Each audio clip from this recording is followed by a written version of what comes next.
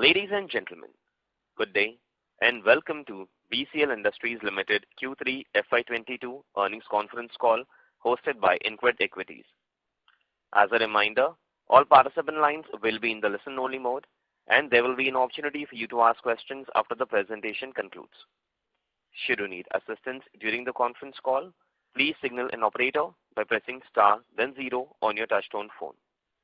Please note that this conference is being recorded. I now hand the conference over to Mr. Nitin Awasthi from InCred Equities. Thank you, and over to you, Mr. Awasthi. Thank you, Neera. Before we begin, I would like to thank the management for giving us this opportunity to host this con call. And from the management side, we have Mr. Kushal Mittal, who is the Joint MD of the company. Now, I would like to read out a short cautionary statement before we begin. Some of the statements made in today's con call may be forward-looking in nature. Such forward-looking statements are subject to risk and uncertainties, which would cause actual results to differ from those anticipated. Such statements are based on management's beliefs as well as assumptions made by them and the information currently available to the management.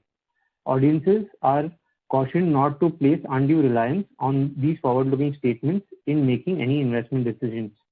The purpose of today's earnings con call is purely to educate and bring awareness about the company's fundamental businesses and the financial quarter under review. That's all. Over to you, sir. Good afternoon, everyone, and thank you, Nitin, for the introduction. We'd like to extend a warm welcome to everyone attending the earnings con call for the third quarter of financial year ending 2022. Before I begin, I'd like to wish you and your family a happy new year, and I hope you and your families are keeping safe and well. For the ones who are participating for the first time, let me give you a brief background about the company. BCL Industries Limited is a diversified business house with business interests spread primarily across edible oils and distillery. The company started off in 1976 with a solvent extraction plant of 40 tons per day, extracting oil from rice bran. Over the years, the company has grown to become one of the largest edible oil manufacturers in North India, having a total capacity of 1,020 tons per day. Furthermore, we have forayed into the business of distillation by setting up our own grain-based distillery of extra neutral alcohol of 100 KLPD along with a bottling plant in Bathinda, and later doubled its capacity to 200 KLPD and added an ethanol plant. With the rise of demand in both ENA and ethanol, the company is now installing a state-of-the-art distillery of 200 KLPD and 10 megawatt cogeneration power plant in Kharagpur, West Bengal. Furthermore, the company is also expanding in the distillery capacity at Bathinda by adding another 200 KLPD of ethanol capacity. The company has already received the environmental clearance for the expansion, and the civil work is in full swing. All the machinery orders have been placed, and some machinery suppliers are also on site working. The company aims to bring this plant to production in the second half of FY23. Post-expansion, the capacity of Bathinda unit would be 400 KLPD, and BCL Industries Limited will be one of the largest suppliers of grain-based ethanol in the nation. Now talking about the key financial highlights for the third quarter. We've had another consistent and phenomenal performance this quarter. The total income of the quarter was 567 crores, which increased by around 40% year-on-year and 22% quarter-on-quarter. EBITDA for the quarter was at 36 crores, which increased around 66% year-on-year and 13% quarter-on-quarter. EBITDA margin stood at 6.41% with an increase of 96 basis points on a year-on-year basis. Net profit after tax was approximately 24 crores, which is an increase of 139% year-on-year and 15% quarter-on-quarter. And PAT margins for the company were reported at 4.25%, an increase of 173 basis points on a year-on-year basis. In the first 9 months of the current financial year, the total income has stood at 1,483 crores, which increased by approximately 48% compared to the same period last year. EBITDA stood at 6 crores, an increase of 62% on year-on-year, and EBITDA margins were at 6.48%, an increase of 58 basis points on a year-on-year basis. PAT stood at around 62 crores, an increase of 114% compared to the same period last year, while PAT margins are at 4.17%, an increase of 129 basis points year-on-year. Now coming to the operational highlights of the quarter, I would like to start with the distillery segment. The revenues from the distillery segment for quarter 3 stood at approximately 130 crores, and for 9 months it was at 390 crores. Demand for both ENA and ethanol continued to be very healthy. The work at Swaksha distillery was ongoing, and the company has already started the initial testing of the power plant. And these vendors and the company are now working tirelessly to bring the plant into commissioning as soon as possible. And we're hoping to do that before the end of this financial year. With regards to the edible oil segment, the revenue for the edible oil segment for quarter 3 were approximately at 448 crores and 1108 crores for 9 months. We're experiencing strong demand for our products in the segment, driven by consistency and the quality of our products and the seamless supply chain that is being offered by our company despite the COVID troubles. With the government's focus of Make in India for the edible oil sector, the company expects to keep increasing its revenue and capacity utilization in this segment. Thank you. I would now like to open the floor for questions. Thank you very much. We'll now begin the question and answer session. Anyone who wishes to ask a question may press star and 1 on their touchtone telephone. If you wish to remove yourself from the question queue, you may press star and 2. Participants are requested to use handsets while asking a question. Ladies and gentlemen, we will wait for a moment while the question queue assembles. Participants, you may press star and 1 to ask a question. The first question is from the line of Ravi Naredi from Naredi Investments. Please go ahead. Sir, first of all, thank you very much for your fantastic result so far. Sir, what is the real estate revenue likely in next few years? The real estate revenue, we have about, inventory levels of around 30 crores left to sell. And we hope to monetize the entire amount in the next 2 years. Okay. 2 years. After completing this project, no further real estate is there, right? Yes, no further real estate projects are planned as of today. Okay, thank you. Sir, second, how much rice production are you anticipating in current harvest year, and will you get broken rice at reasonable price? The rice production I think has stayed consistent on year basis, but broken rice at the same time does not seem like a problem, and there are various reasons for it. One is many states, especially in eastern India, are now growing 3 crops of paddy, whereas Punjab and Haryana was the grain basket of the nation, only growing 1 crop of paddy in a year. These states can do 3. And secondly, the second reason is with an increase in income in India and the decrease of price of grains in India, over the years what has happened is the poor class and the labor class, initially they used to eat the damaged rice. The damaged rice and the broken rice used to go in for human consumption. Right. And with the increase in the income and the increase in the standard of living in India, now even the lowest class of people, they don't eat broken rice. They either prefer the bar. So that has increased the supply of broken rice for distillers in the nation. And yes.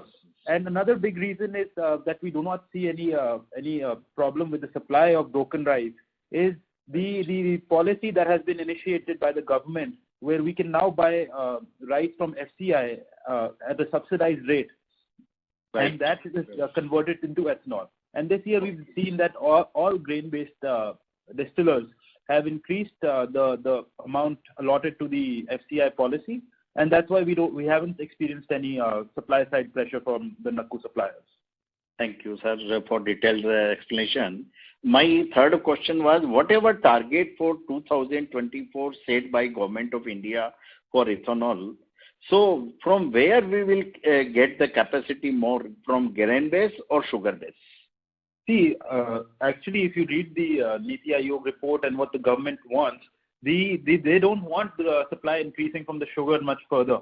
They want all of their supply increasing from grain. So their forecast and their expectation is around, they want around 350 crores to 400 crore liters of ethanol being supplied from the grain distillers. whereas the current supply is at 52 crores. This year, the tendered amount of grain-based ethanol in this ethanol year is around 52 crores, which they want to take to 350 to 400. So that's where they want the increase coming from, and to achieve that in such a short time is a challenge for all, and that's why we have gone into expansion at our units. Right. Again, thanks for a detailed explanation. When Sabaska distillery will start and Bathinda, you said by November 22, then what is plan for expansion, for further expansion of our units? See, we have also taken the necessary permissions for an added PD at Soksha. So our target right now is to, before the end of this calendar year, make Bathinda 400 KL capacity and bring Soksha to 300. 400 and 300. And for now, our focus is on this, to make a company 700 KL company, and then we can come up with other plans if needed. And after that, any expansion plan you have made so far? See, this is the expansion plan for now. Okay. So there will be no capex in financial year 23 and 24, right? Not as of now. No. Okay. Thank you very much for detailed explanation. Thank you so much. Thank you. Thank you. Participants, you may press star and 1 to ask the question. The next question is from the line of Dipesh from Omni Financial Service. Please go ahead. Yeah. First of all, congratulations on a great set of results once again. Thank you. Just wanted to know what is the average price realization of ethanol after the price have been revised? See, the ethanol is being supplied now in two policies. There is the ethanol that is supplied against the damaged grain, which is at 52 rupees 13 paisa. And then there is the ethanol that is being supplied against surplus grains that are bought at 20 rupees a kg from FCI. And the same ethanol is supplied to them at 56 rupees 87 paisa. So we are doing mainly the surplus FCI. What is the revenue mix? About 30% of our quantity, 30 to 35% is under the surplus scheme, and the rest is under the damaged. And in future, are we going to increase? I mean, how are we looking forward for this? Because we have our expansion also coming in place. Yes. You mean change this ratio or? I mean the ratio, since we get a higher realization at... No, the realization is about the same in both according to our calculations. And it depends, for some parts of the year, the damaged crude grain might give you a better realization, and in some part of the year, the surplus grain could give you a better realization. But on an average, we've calculated to be about the same throughout the year. The ratio could be changed a little. Maybe we could increase the FCI supply in the next year, but we haven't taken a call on that yet. It's usually closer to the next sugar year that we'll take a call on that. What is the average realization since it's almost the same for damage as well as surplus, what is the average realization on this?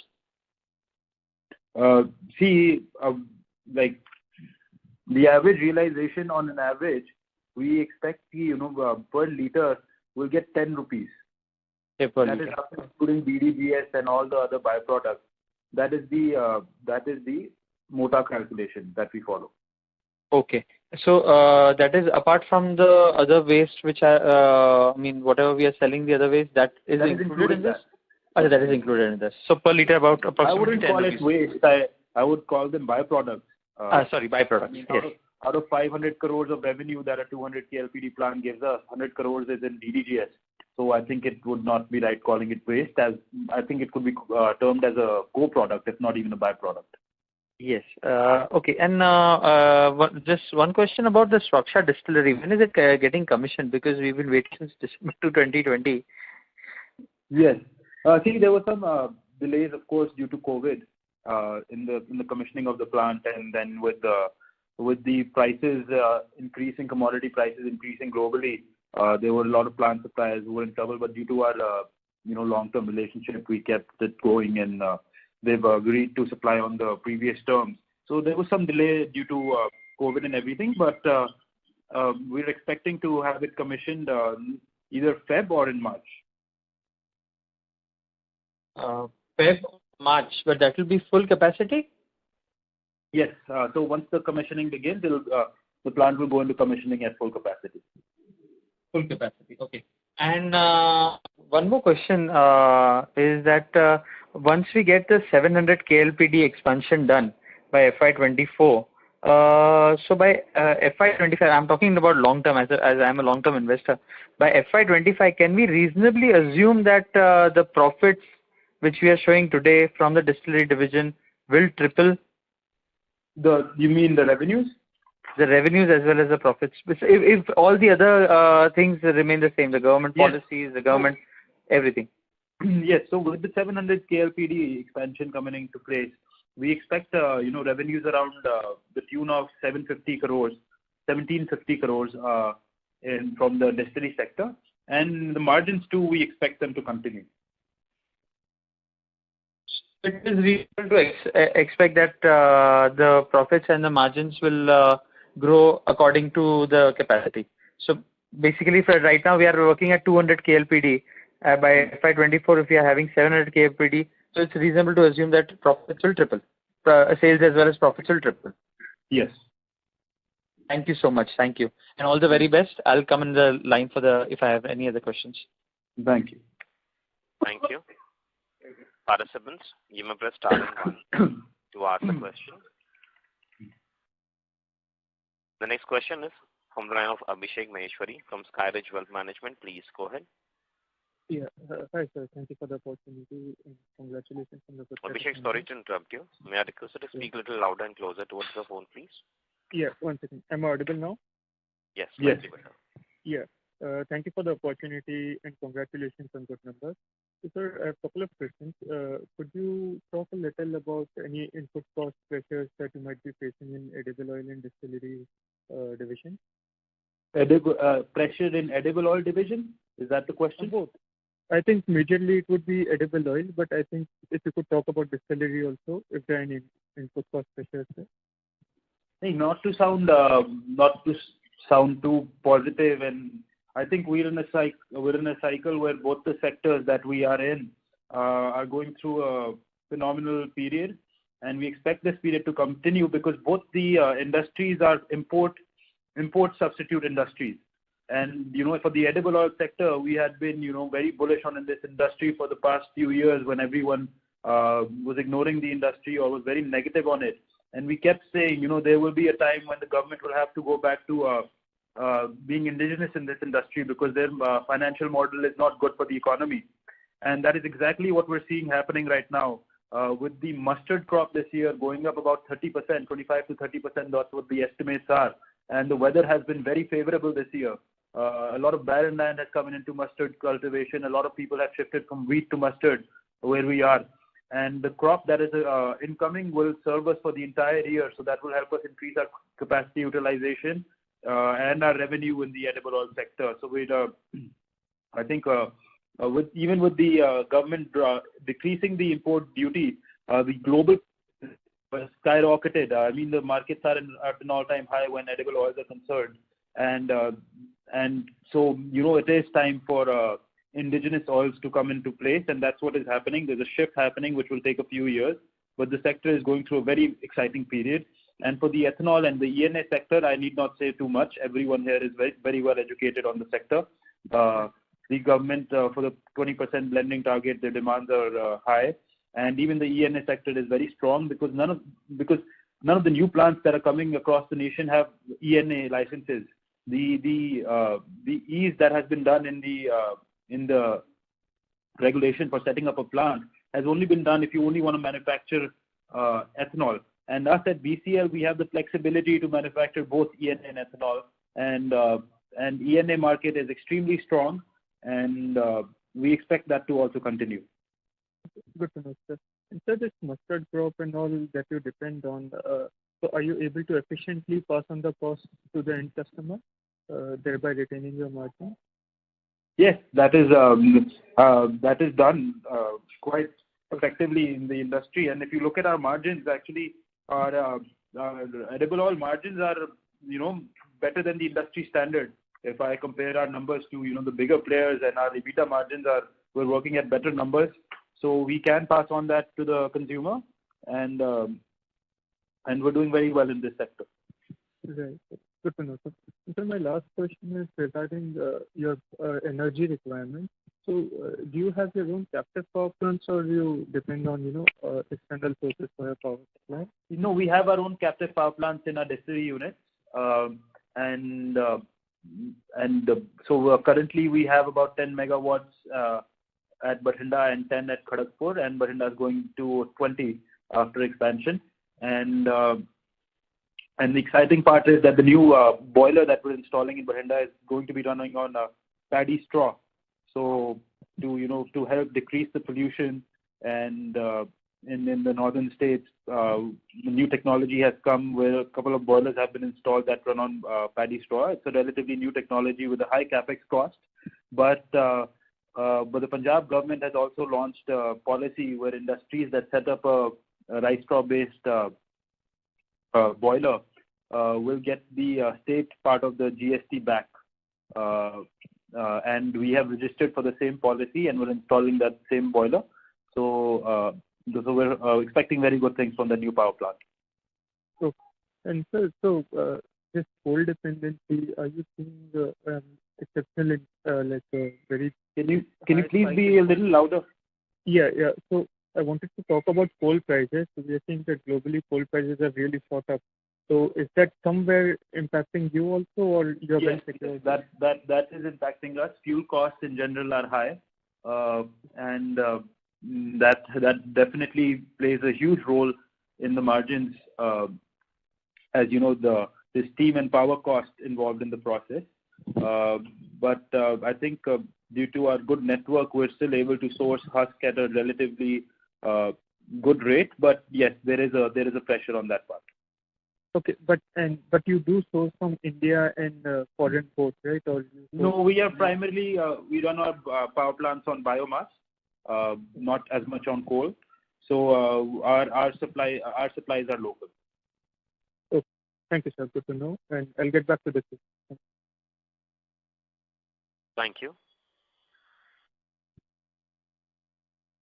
The next question is from the line of Nitin Awasthi. Please go ahead.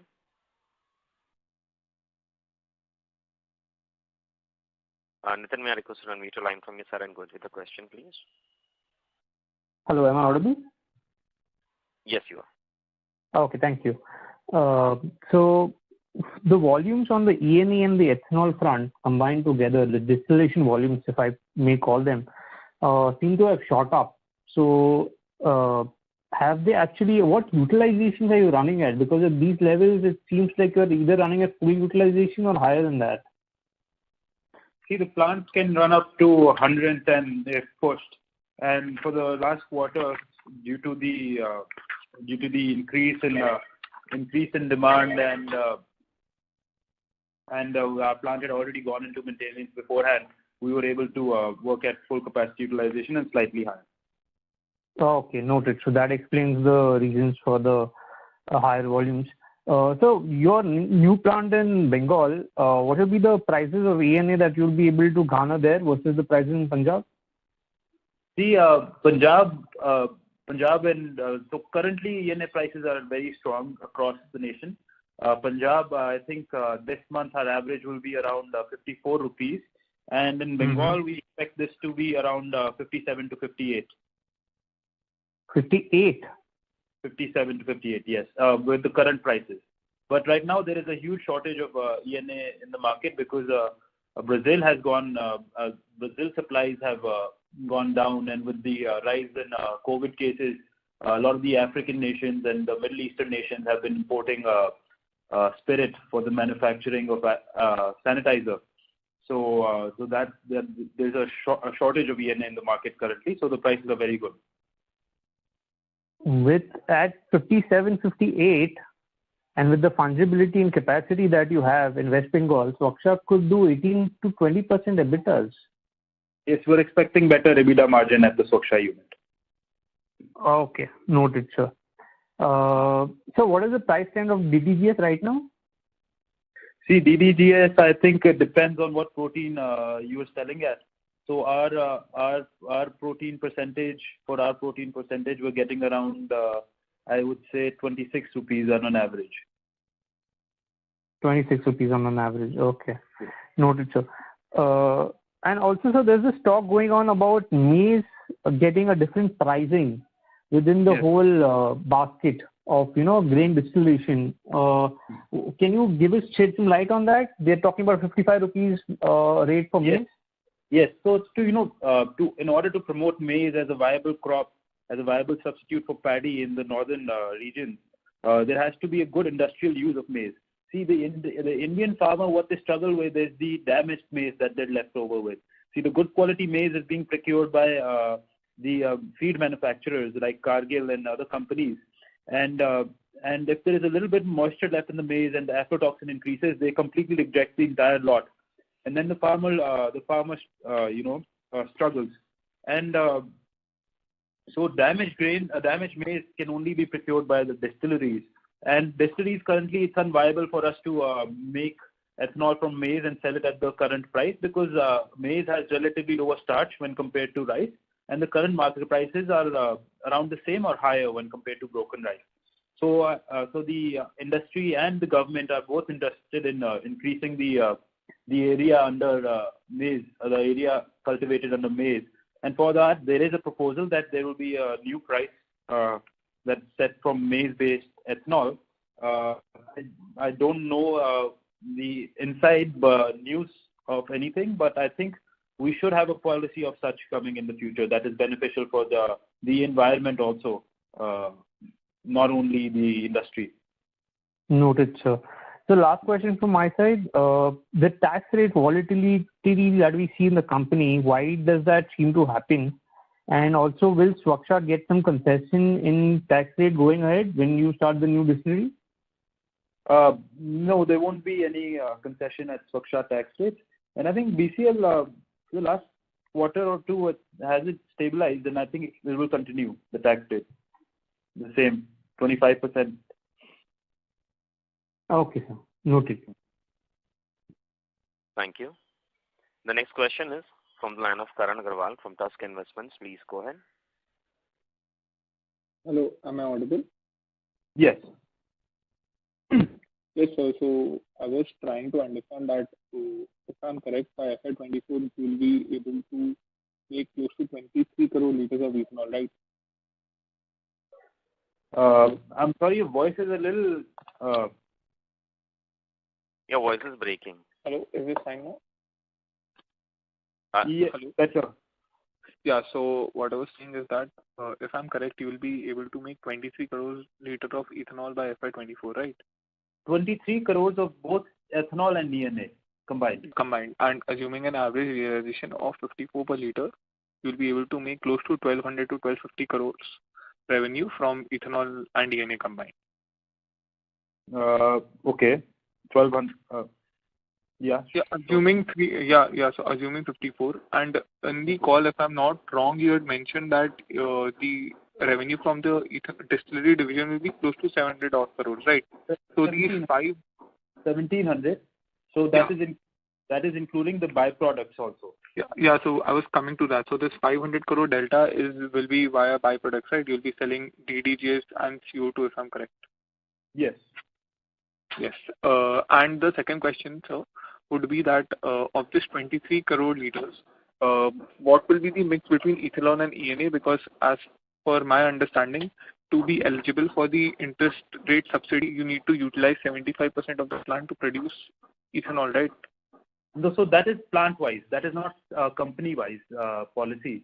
So, for example, my Bathinda expansion qualifies under the interest subvention scheme because I'm expanding that plant by 200 KL, and the expansion that I'm doing is ethanol only. So it is only the expansion that is looked at. So then my entire plant will be on ethanol. So that's why I qualify for that policy. And then the same at Kharagpur. The 100 KL expansion that I'm doing is ethanol only. So for the 100 KL expansion, I'll qualify for the interest subvention. For the current 200 KL, I won't qualify because I don't wish to divert 75% of my quantity towards ethanol, and I wish to have the flexibility in Bengal as ENA demand is good there. So, yeah, thank you so much. And who do we I'm sell? sorry? Hello, and who do we sell ENA to? Do we have a? I'm sorry, I'm new to the call, so I might not know. So which is why I'm asking: are we selling? Voice is really cutting. It's Hello, is it clear now? Hello. No, it's very turbulent. Okay, I'll get back. I'll get back in the queue. That'll be the best. I'll try reconnecting. Yeah. The next question is from the line of Mayur Liam from Profit Mart Securities. Please go ahead. Yes, sir. Thank you, sir. I have one question. I just want to, what is our company long-term and short-term goals, sir? See, for the short-term goal, it is, to keep increasing our revenues and profits from the edible oil sector, and bring the yearly revenue from this sector close to 1,700 crores from the edible oil sector alone, and keep the profit margins at an industry best. And for the distillery sector, it is to make the company a 700 KL company, and do that at good speed, at very good execution, and at very low finance cost. So, for example, the Suksha distillery expansion is happening without any fundraising from a bank, and the Bathinda expansion is happening with an applicable interest rate of around 4% after the interest subvention scheme. So those are the targets for now, and for the long term is to remain as the largest, one of the largest grain-based ethanol manufacturers in the nation, and become a pioneer in the industry, and also be long-term debt-free. Okay, sir. Thank you so much, sir. Best of luck, sir. Thank you. Thank you. The next question is from the line of Sneha Ghoshal from Insync Capital Partners. Please go ahead. Hello. Hello. Thank you for the opportunity, sir. I wanted to ask, what is the difference, what percentage of revenue do we foresee from edible oils, and what percentage do we see from ENA and ethanol? See, I think post our expansion in the distillery sector, we expect both the sectors to give us 50-50 in their revenues. So that's what we're aiming for, and I think that's what our expectations are. Okay. And since there has been a lot of traction in the edible oil segment, especially in exports, where do we stand in there? Exports, how do we foresee it? See, we as a company are, in this sector, we think India itself has such a huge demand that, to cater that also, it's a big challenge, and we're focused on the Indian consumer and indigenous oil for the Indian consumer. And with the government policy of import substitute oils coming into place, and with the cultivation of the Indian oil seeds increasing in the next couple of years, our focus is on that, and I think that will be a big growth driver for the company. Okay. And there has also been some news about some price increase in edible oils as well. So are we going to benefit from that in the near term, at least next 2-3 quarters? Sorry, price increase or decrease? Some aspects of there was a price increase as well. There has been some. In the last year and a half, edible oil prices have appreciated, and that is good for the company, because when the edible oil prices increase, the price for the oil seed increases, and the farmer gladly switches to cultivating edible oil seeds, as we're noticing with mustard this year, as there's a bumper crop coming in. And that is beneficial for a company like us, as we are we expertise in edible oil seed to the final dabba pack. So when the farmer decides to increase the edible oil cultivation, we are direct beneficiaries of that. Okay. Yeah, that's it. Thank you so much. Thank you. Thank you. Participants, you may press star and 1 to ask a question. The next question is from the line of Jatin Kumar from Alpha Capital Management. Please go ahead. Hello, sir. First of all, congrats for a great set of numbers.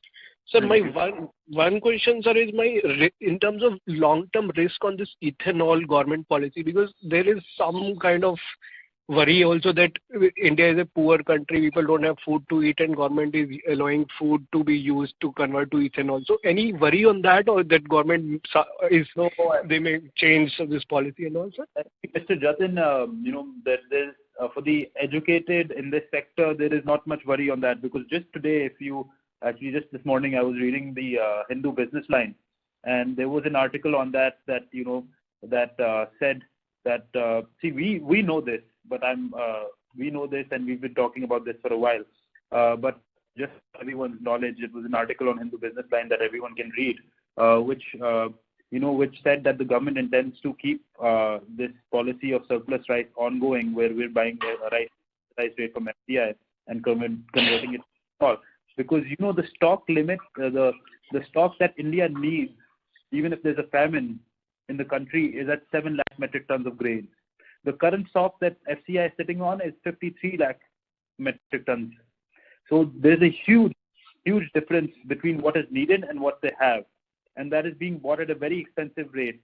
So the ethanol policy is a very good solution for this. The government can't tell the farmers to stop cultivating, because now, as we're experiencing, more and more barren land is coming into cultivation instead of the other way. The government has to subsidize agriculture, as that is the case around the world.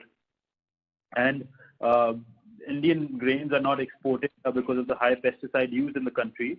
And even if they are being exported, there's not much demand across the world when it comes to the grains, as the world itself is grain surplus. So for those reasons, we are not worried about the long-term aspect of this policy. Sure, sir. Great to know, sir. And sir, one question on very near term, next coming few quarters, because we are already running at, say, full capacity, and new capacity will take some time to come. So can we expect some kind of less growth or no growth for coming few quarters, or we should be expecting growth in coming few quarters also before the big capacity comes in? Growth as in terms of revenue, or? Yeah, both, sir. Revenue as well as bottom line, profit and revenue. Yes, so we expect growth. So first growth driver should be Soksha Distillery, which we're hoping to commission before the end of this financial year. That is a 200 KLPD plant. It is a subsidiary of BCL, where BCL owns 75% of the equity. So those revenues and the bottom line from that plant will be reflected on our balance sheet. And secondly, to another 200 KLPD expansion in Bathinda, that we're expecting. The work is ongoing at a very good speed, and we're saying November, but I think that the expansion will be done before that, and the plant will be commissioned before that, because with us being in Bathinda and having our entire team here, and the weather conditions being very good here, work can be done at a very good speed in comparison, and a brownfield project is always done at a much faster speed. And another 100 KL we expect to add in Kharagpur before the year end. So these would all be growth drivers for the company in terms of revenue and the profits. And at the same time, as I've been mentioning, the edible oil sector, with going back to indigenous, we expect to keep increasing our capacity utilization quarter on quarter, as we're seeing in our numbers, and that has a direct impact on our revenues and profits. Sure, sir. And sir, last question would be, have we entered into some long-term contracts already for the ethanol, or they will be done once the capacity comes online? See, the contracts that we've entered is, we are eligible to participate in the yearly tenders, and we participate in the yearly tenders. Sure, sir. Thank you, and all the best, sir. Thank you. Thank you. The next question is from the line of Dipesh Panchedi from Omni Financial Service. Please go ahead. Yeah, am I audible? Yes. Yeah. How is the edible oil policy which the government has launched, and today even the President also said about, how is it going to help our company? See, to understand, so we at BCL, we are fully vertically integrated in the edible oil sector. So our expertise has always been converting the edible oil seed to the final dabba pack. So we have our own oil mill, our own solvent extraction unit, and our own refinery. So our expertise was always buying the edible oil seed from various, artiyas and converting it to the final product. And when the indigenous seed production increases in the nation, our oil mill and our solvent comes into greater capacity utilization, which is being worked at under capacity utilization currently, and that is very beneficial for a company like us. Okay. Also, wanted to know that do we expect our margins to be better? Because this time the margins of the edible oil were slightly low, even though the sales increased drastically. Is it because of the less seeds availability? I think it's by the numbers I'm seeing. I'm saying quarter on quarter. Quarter on quarter also, they've been about the same. From what I can see, I think at 3.45 compared to 3.4%. So I don't see much difference, and there will be a slight difference quarter on quarter. I mean, it's not fixed margins, but I think our margins are still better in comparison to our competitors and even the bigger competitors. Right. And one more question about the distillery, about ethanol. Which machinery are we using, and what is the life of these machines? Are we taking from Praj, or are we taking from imported machineries? Is there a longer life for them? Because we are planning a bigger expansion, almost 3 times. So what will be the life of that project? See, it is a lot of some machineries are imported, some mostly are not. And the life also depends on what machinery we're talking about, right? So like a fermenter or a distillation plant, they have a longer life. A power plant has different life, and so it's hard to comment in general on that. But I can say that our Kharagpur expansion is being Kharagpur 200 KLPD has been set up by Praj, and but our Bathinda units we have worked with an Indian company called Vapco Engineers in the past, and we're continuing to work with them. We believe their plant is equally as good and shouldn't cause us any problems. Okay. And one more question is, are we looking at any raising of money by preferential issue or in future by equity? Since we are planning such a big expansion? No, no plans. No plans. As of now, nothing. Thank you. Thank you so much. Thank you. Thank you. The next question is from the line of Ravi Naredi from Naredi Investments. Please go ahead. Sir, what is our capex plan for financial year 23 and 24? See, for the next financial year, we're adding 200 KLPD at Bathinda and another 100 KLPD at Kharagpur. So the capex for Bathinda is around 170 crores, out of which 120 crores loan has been sanctioned by Canara Bank. And for the Kharagpur expansion, Kharagpur 200 KLPD, the plant is being set up on completely by the cash accruals of the company, and no loan has been taken. And for the 100 KLPD expansion, we're in talks with the bank to raise about 45 crores. Okay. So total around 60 crores, 60 to 70 crores. Further after that, there is no plan so far, right? None other. Okay. Okay. Thank you. Thank you. Thank you. Participants, you may press star and 1 to ask a question. The next question is from the line of Mukesh Kothari, individual investor. Please go ahead. Thanks for the opportunity, and pardon me for some basic question. Because you are one of the largest grain-based ethanol producers, what is the cost dynamics between sugar-based ethanol and grain-based ethanol? And at what volumes do the margin levels between these two alternatives match? Considering that, it's all tender-based, and if the cost of producing ethanol through a sugar-based is lower, then we might not be competitive in the market.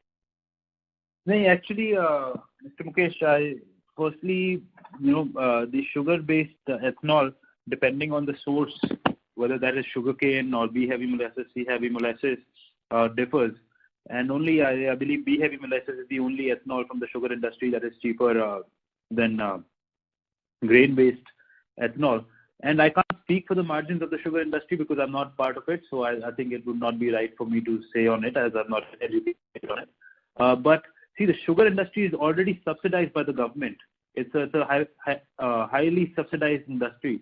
So, you either subsidize something one way or subsidize it the other way, whereas the grain-based distillery industry is not subsidized. So I don't think that would, having our price of our ethanol being a little 1 rupee higher than the B-heavy molasses will not make us competitive because, it's the cash flow of the government.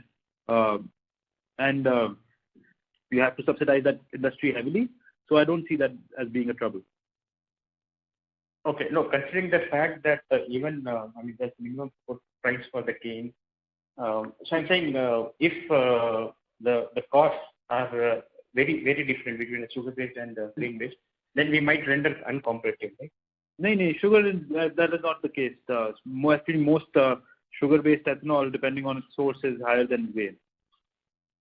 Okay, fine. Thanks.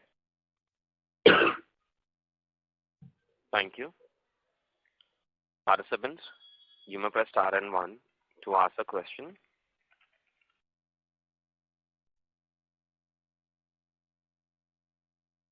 Ladies and gentlemen, you may press star and 1 to ask a question.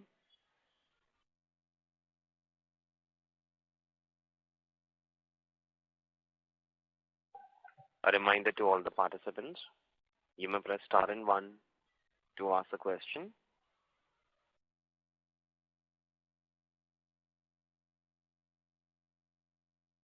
The next question is from the line of Mohsin Alam, individual investor. Please go ahead. No, sir. Sir, I have one question regarding the recent news that government have cut the GST rate on ethanol meant for blending. So what will be the impact of this GST rate cut on the company bottom line? Yes. So actually what that should clarify the news a little. So initially the rule was that the PSUs being BPCL, IUCL and HPCL, they could buy ethanol at a GST rate of 5%. And if there were other, oil suppliers like Reliance or what is the other one?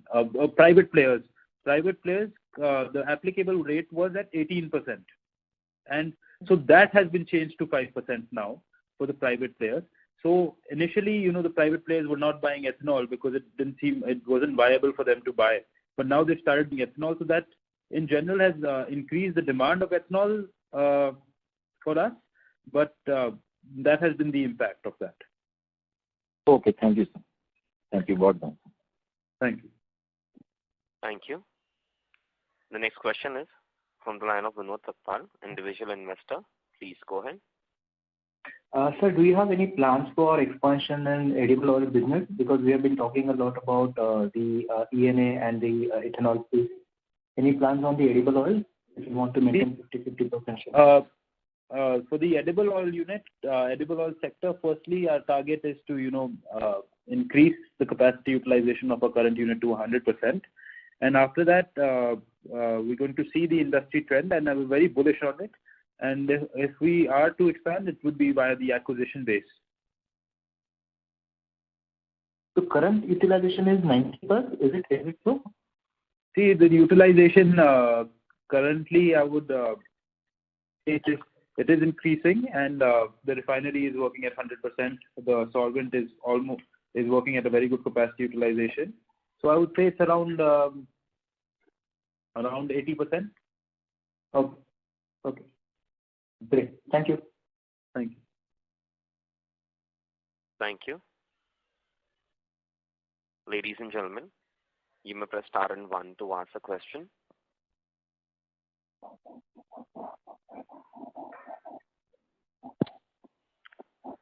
Anyone who wishes to ask a question may press star and 1.